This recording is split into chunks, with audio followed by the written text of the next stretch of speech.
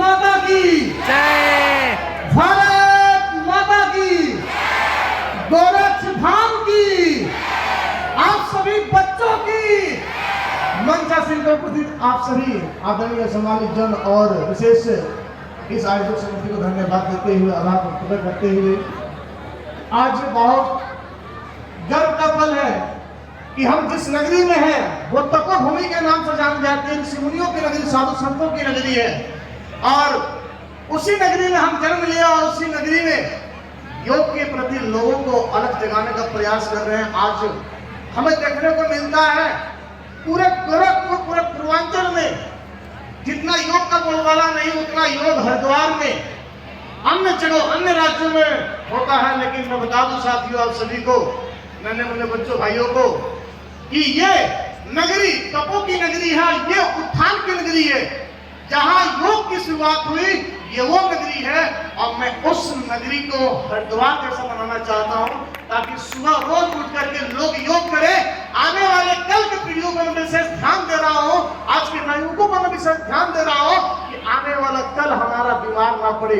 आज हम पढ़ लिख के लीवर की समस्या से जूझ रहे हैं, किडनी की समस्या से जूझ रहे हैं, घुटने दर्द की समस्या से जूझ रहे हैं।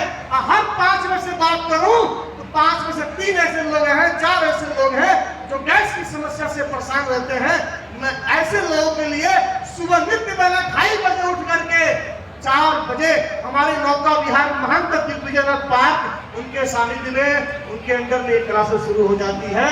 और ऐसे 5 बजे लाडली की पार्क, 6 बजे नगर निगम, 6:30 बजे अम्बेडकर पार्क, सुबह के 6 बजे आपके जटपुर उत्तरी काली मंदिर, विंध्यवासिनी पार्क, सुबह 7:30 बजे शाम को अम्बेडकर पार्क में, मुंशी प्रेमचंद पार्क में, विभिन्न पार्कों में एक दिन में हमारी 7 क्लासेस, 8 क्लासेस चलाई जाती है और लगातार क्लासेस चलाई जाती है।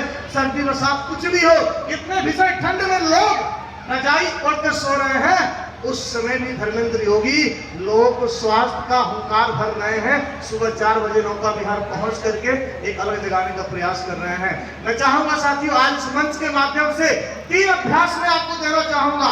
एक क्लैपिंग थेरेपी बड़ा अद्भुत है। आप किसी भी हॉस्पिटल में जाते होंगे, आप अच्छे परिवार के हैं, आपके माता पिता अच्छे परिवार के हैं, सब कुछ अच्छा खाते हैं, फिर बीमार क्यों पड़ जाते हैं?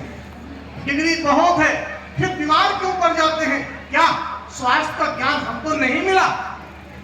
तो मैं ऐसे लोगों के लिए एक चीज बताऊंगा, एक बार कहूंगा, जो भी मेरी वाणी को सुन रहा है, दोनों हाथ ऊपर उठाइए, एक बार दोनों हाथ ऊपर उठाइए। सारे बच्चे भी हमारे साथ देंगे।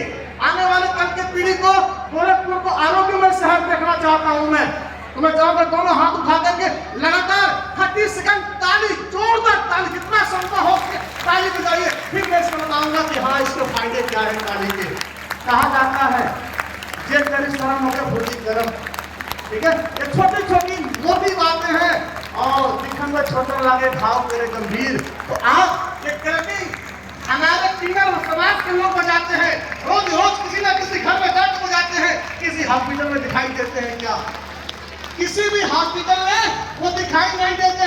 मानता हूँ 100 में से एक कोई बीमार पड़ गया तो पड़ गया, 99 बीमार नहीं पड़ते हैं। और वो घर घर घूम के खाते हैं, हर जगह खाते हैं, फिर भी बीमार नहीं पड़ते। कारण क्या?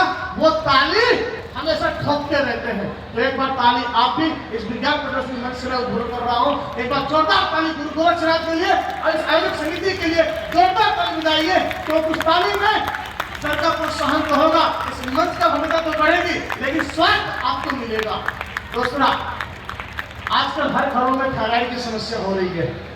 जिन माताओं बहनों को देखो, मोटा शरीर, भद्दा शरीर, पतला शरीर, सुगंधी हो जा रहे हैं।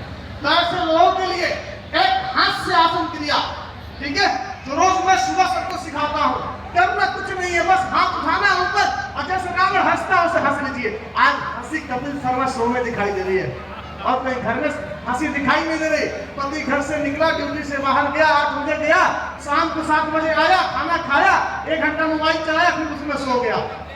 कहाँ परिवार जा रहा है हमारा? कहाँ हमारी संस्कृति जा रही है? कहाँ संस्कार जा रहा है? कहाँ वो पल जा रहा है? इसलिए एक बार सभी उठाकर मैं कहूंगा, थोड़ी सी ऊर्जा भी आएगी, गर्मी भी आएगी, जोर से हाथ से आसन करेंगे।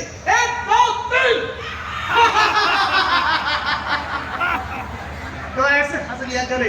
तीसरा, जाते जाते एक और बात बोलूंगा, जीवन में हमेशा स्वस्थ रखना है। 3 प्राणायाम को नोट डाउन कर लीजिए। पहला भस्त्रिका, श्वास को लेना छोड़ना, ये लंग्स की कैपेसिटी को बढ़ा कर रखेगा।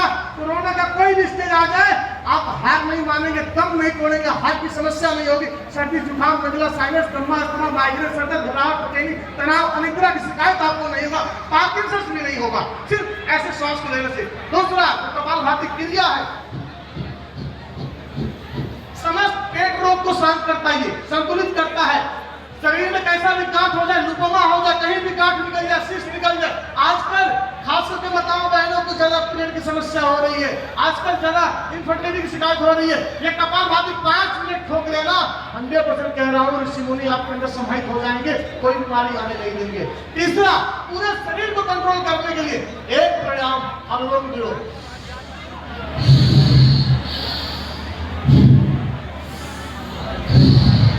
बस ऐसे 5 मिनट लगातार कर लेना।